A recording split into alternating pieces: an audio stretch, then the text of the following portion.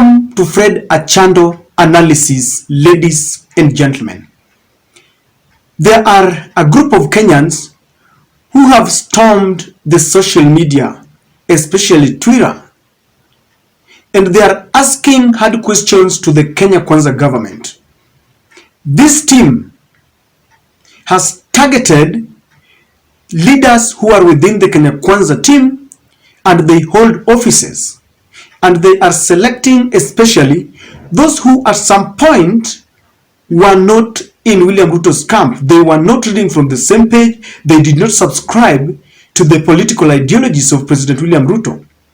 Then all of a sudden, they made a U-turn and they started preaching the gospel of William Samoei Ruto. And one person that they picked on is Dr. David Ndii, the Kenya Kwanza chief economic strategist, the man behind the bottom-up economic strategy. And they're reminding Dr. Ndii of the good old days when he believed that William Ruto was a thief, when he believed that William Ruto was corrupt. If you think I'm exaggerating, I want us to go to a few tweets here so that I can read to you what they were reminding David Ndii. One of them is this. This is a tweet by Ndii, by David Ndii, then when he was not supporting William Samoei Ruto. It reads, "You whine every day about corruption. This psychopath has corrupted the state, the church, and now the academy, and you call for decorum. You are hypocrites. The corrupt must be stigmatized." Fred Matiang'i called him out for police uniform. "I'm calling him out for fraudulent degree." And David Ndii then believed that William Ruto was a corrupt man.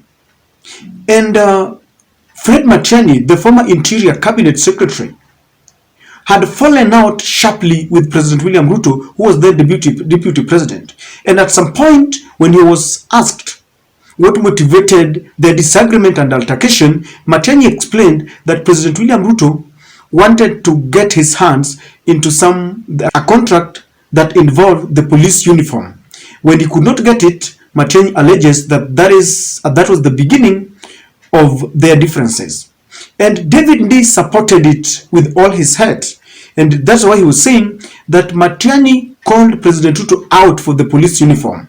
And he was insinuating that William Ruto had expanded and extended the corruption into the academic fields. And he was saying that even the academic credentials, the doctorate degree that William Ruto had acquired, was questionable. That was David Ndii. And he believed he had corrupted the church, the state, and everything. There is another one here, because it did not end there. At some point, this is what he said: "Good people, can we close this debate on what technocrats have or haven't done? Debt stroke economic crisis. Uhuru and Ruto are thieves. They've plundered the country. Technocrats aren't the police. They are also corruptible Kenyans. We are still supporting the thieves. Let's keep our peace." Those are tweets from David Ndii, the man who is now at the helm of the Hustler Fund, the man who is now defending Ruto's economic strategies. And they're asking Mr. David Ndii just one question. At what point did you sanitize President William Samoei Ruto? At what point did you baptize him with a new name? When did you realize that this man is no longer corrupt? When did you realize that the degree that you're questioning is now valid? At what point? That is the question that they are asking Mr. David Ndii. I have always maintained that David Ndii is a man whose academic credentials are unquestionable. He's bright, he's sharp, but he's now grappling with tough questions which I believe he cannot answer. But then I've got a feeling, because if you can remember, William Ruto decided to fix his eyes on the ball.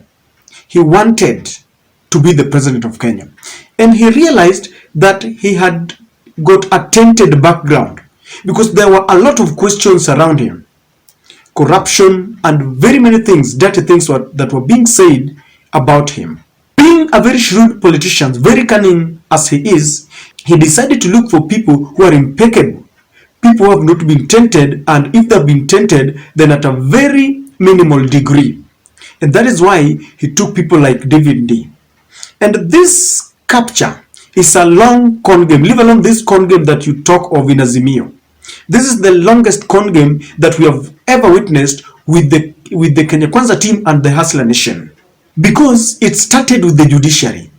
When he realized that the former President Uhuru Kenyatta had fallen out with the judiciary, he decided to go very quickly, and they signed a deal, and they promised them goodies when he ascends to power. That is why it was very easy for him to get away with it when Raila Odinga and the Azimio team took their case to the Supreme Court. No wonder there were things like the wild goose chase and hot air balloon, things like that.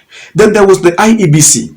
That is why to date, Chebukati is talking with a lot of pride. He fears no one. This capture started long time ago. William Ruto knew which areas, which coordinates he had to fix his hands on so that he becomes the president.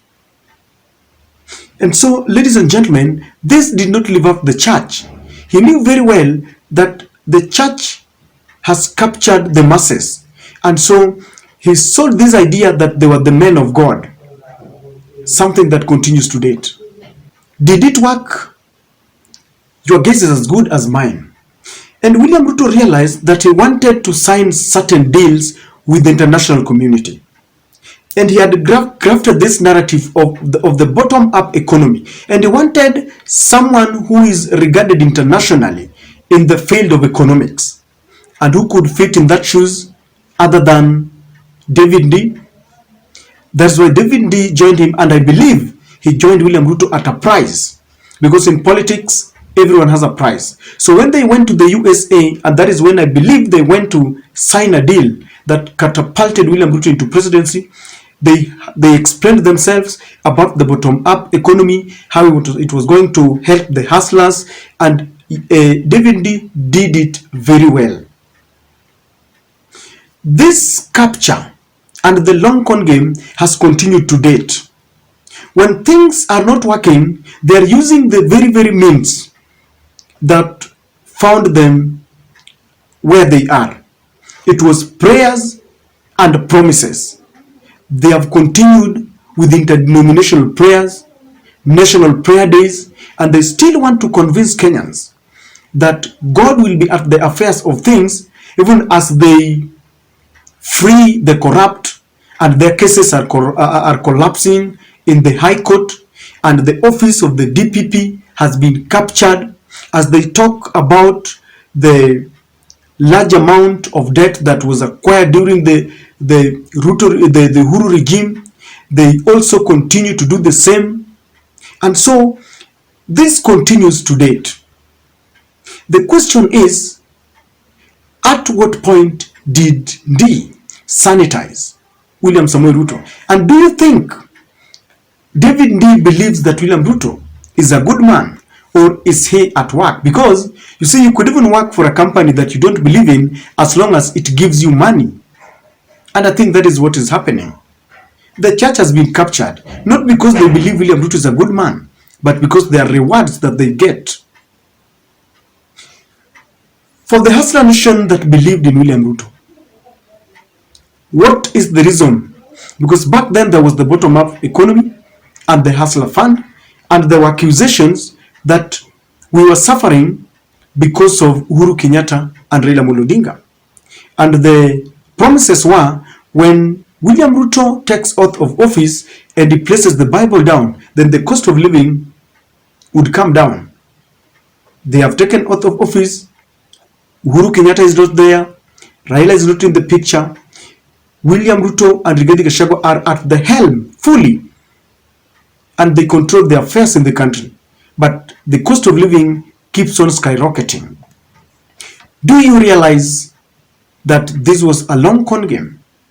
Do you realize that there are people who are brought in to give us a picture of technocrats, a picture of people who are impeccable, a picture of those who do not have any corrupt deals at their back? But to date, because we were given a bait and we swallowed it, we are now suffering. The next question, which is the last one, have we learned anything out of this? If at all we are presented with another situation, an opportunity to elect our leaders, will we still fall for the lies? Or we are better now? The Hustler Nation, as you continue suffering, have you learned your lessons? Or we will still continue with this tribal politics with all the lies around us? It is a question that you have to answer yourself. But ladies and gentlemen, let us stop burying our heads in the sand. As I always say, let us ask the government the right questions. Let us demand that they implement all the promises that they gave to us. To Mr. David Ndii and the likes, the ball is on your court. Do you believe that the man you supported is now sanitized? That is my take.